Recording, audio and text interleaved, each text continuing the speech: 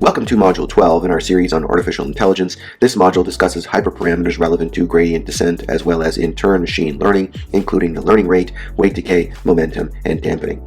If you're interested in learning more about tensors, a topic that should be important to anyone working in machine learning, please check out my text. I have provided links to download a sample as well as purchase the book. We begin by discussing weight decay. Now for this lecture, PyTorch documentation, and I've provided a link up here as well as a QR code that will allow you to access that specific documentation. It provides a primary resource to understand how these relevant hyperparameters are defined. Now if you're not familiar with that term for gradient descent or for machine learning, a hyperparameter is one that configures a model's learning process. This documentation also allows us to understand the effect of those relevant hyperparameters on the gradient descent as well as machine learning update expressions as shown to the right.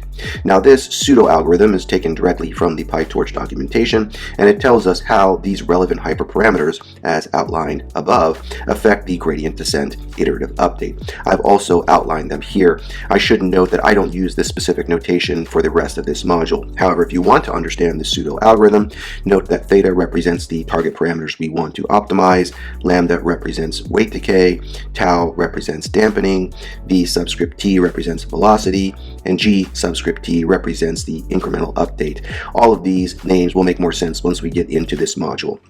Our goal here is to present a more complete update expression, one that doesn't resemble a pseudo-algorithm but takes the form of a mathematical expression. The weight decay hyperparameter, denoted by lambda subscript WD, adds a penalty to large parameters' large synapse weights during the iterative update process, reducing their magnitudes proportionally after each iteration. We may visualize this like pulling the end of a rubber band. The more that it stretches, the more opposing force it experiences. Weight decay opposes excessive parameter value growth. Now, why may this be advantageous? Because weight decay may prevent a small number of high-valued or large parameters from completely dictating a model's performance and obscuring a potentially more accurate system description. In more practical terms, what effect does weight decay have on model performance? We can discuss two cases. The first is if the lambda value is too small. If the role of weight decay is understated, the model may overfit by trying to model noise, for example. Because weight decay opposes excessive parameter growth, it may generate more robust models that effectively utilize more synapse paths within the neural network. Remember that for machine learning, the parameters in question, the parameters that we're trying to optimize, are the synapse weights. If the lambda value is too large, then the model may alternatively underfit. Excessive weight decay may prevent the synapse weights from fully decoupling or differentiating themselves from one another.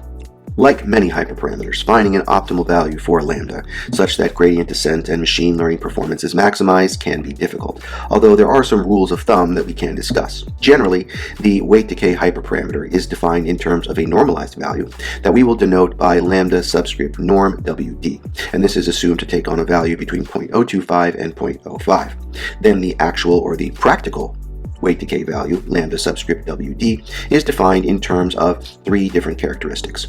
We have the size of the batch employed for stochastic gradient descent, we have the size of the entire training dataset, as well as the estimated or assumed number of epochs required for convergence. Note that if we're using batch gradient descent, then these two values, n subscript TD as well as n subscript BS, well, they would be equal to one another. Here we see our rule of thumb. Our actual or practical weight decay value is equal to its normalized value times the square root of the batch size divided by the product of the total size of the training data set as well as the assumed number of epochs required for convergence.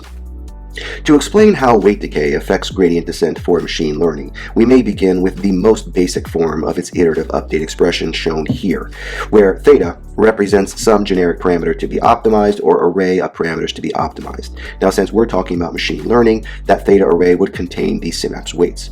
Now, our update expression tells us that the parameter array for the next iteration it is equal to the parameter array for the previous iteration it minus 1 minus the product of two factors. We have our learning rate as well as our delta value. Now, the delta value tells the gradient descent algorithm in which direction it should move from one iteration to the next, while the learning rate parameter tells the gradient descent algorithm how big of a step it should take in that direction.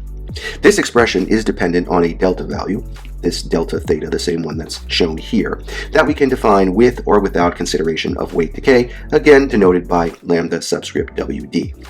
Now this is the standard definition of the delta value, the one that we would have used in our module on gradient descent. And what we see is that it's equal to the gradient of the function that we want to minimize, evaluated for the parameter array at iteration it minus 1. And this is equivalent to the partial derivative of that function, evaluated for the parameter array at iteration it minus 1. And that partial derivative is taken with respect to the parameter array theta. Note that we're simply going to refer to the objective function as f. We're not going to use the obj subscript. Now we can alter this function to generate a delta value that does consider weight decay. So we still have this delta value here. It is equal to the gradient of the function we want to minimize, the objective function evaluated for the parameter array at iteration it minus 1. But now we're going to add to it the product of two factors, one being the weight decay hyperparameter and the other being the array of parameters, the theta array for iteration it minus 1. We may combine both expressions from the previous page to obtain a more intuitive description of the gradient descent update, one that does incorporate weight decay. And so here we have that expression. We see that the parameter array for the next iteration is equal to the parameter array for the previous or from the previous iteration minus the learning rate times everything inside the parentheses. Again, we have our gradient, the gradient of the objective function evaluated for the parameter array at the previous iteration, plus the product of the weight decay hyperparameter, as well as this same parameter array here. Now, for the purposes of visualization, we may rewrite this expression as shown below here, for which we observe that the first term demonstrates that the parameter values, the parameter array theta, exhibits a discrete exponential decay with a rate defined by the product of the learning rate and the weight decay hyperparameter. If you find this video interesting, please use the link in the description below to watch the rest. It further discusses hyperparameters like momentum and dampening, as well as presents some simulation results that you can download yourself and play around with. So in conclusion, this module discussed several hyperparameters relevant to gradient descent for machine learning, including learning rates, weight decay, momentum, and dampening. Please check out the next module to learn more about automatic differentiation, a feature of many machine learning packages, including PyTorch, that efficiently calculates the hundreds, thousands, or millions of gradients necessary for backpropagation and gradient descent.